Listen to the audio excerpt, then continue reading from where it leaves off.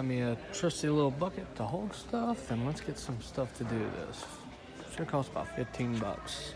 So in order to connect the lights, I'm gonna have to run some cords. Color doesn't matter, white because of the roof. I don't know if 6 foot's gonna be long enough for that one. I know it will be for one, but I don't know about the other.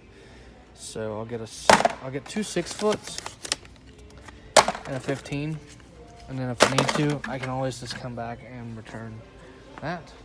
Next, let's come over here. Let's get some. I'm gonna hold them up.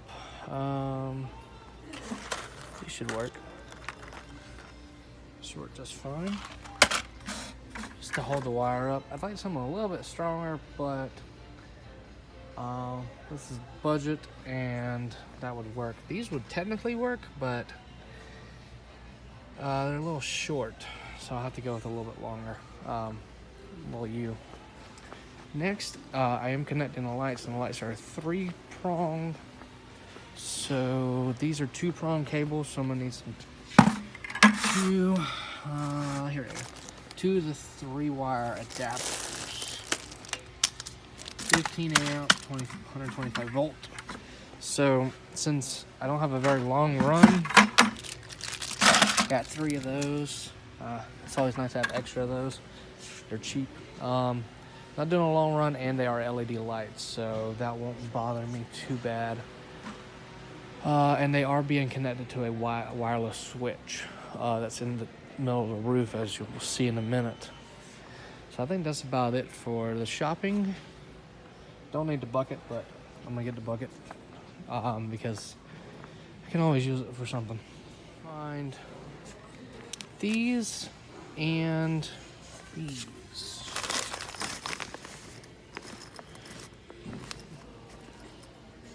Going in drywall, the ceiling.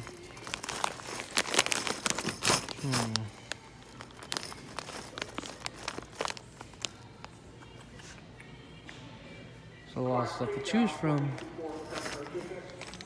$3. I don't really need this many.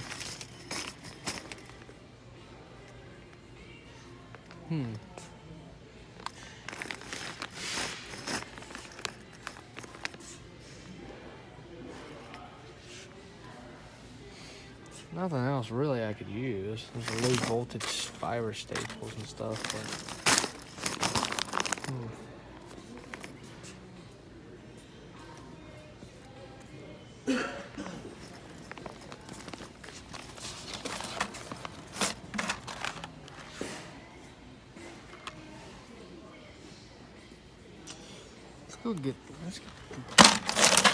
let's get these 2 nails for 1.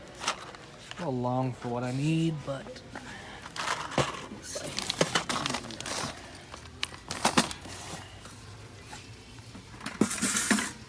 This should work.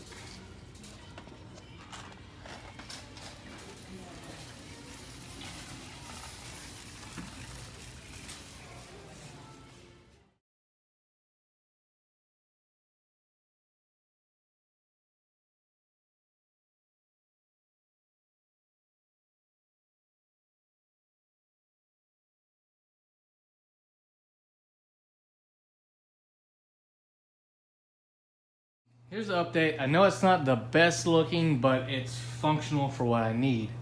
Now, I could have went in the attic, but the problem is they sprayed literally a couple feet of insulation up in my attic, plus my AC unit's right there, and it cuts me off from going left or right and up here. So all this is blank dead space, unfortunately. So running wires would have been a nightmare. I could have got conduit and put outlets all around and just ran it like that, but I don't need it to be perfect. It's just temporary until I buy more lights and a different kind of light. So I've got a 3-way T onto a wireless junction box by Westhouse. That box, whenever I hit this switch, cuts all the lights on. Except for the middle one, it's still operated by a little toggle switch. So I got it tied in with a 3-way. And those 3-ways, there's 2 6-foot lines and a reducer 3 to 2, reducer 3 to 2 to the other lights. These are all LED lights, so they don't draw a ton of energy. That's why I was okay doing this setup. If I was using the regular bulbs that were in there, or a higher powered light, probably wouldn't have done this setup. I probably would have done 2 of those switches, but the amp rating on it is okay for the draw that's coming off of it now. Always refer to the wire and everything that you buy, find out what the amp draw and limitations of everything is. But yeah, this is my little shop light setup now. Now they're all on one switch, makes it a lot easier to operate. Thanks for watching, guys. I hope you all enjoyed this video. I will have a lot more content coming soon.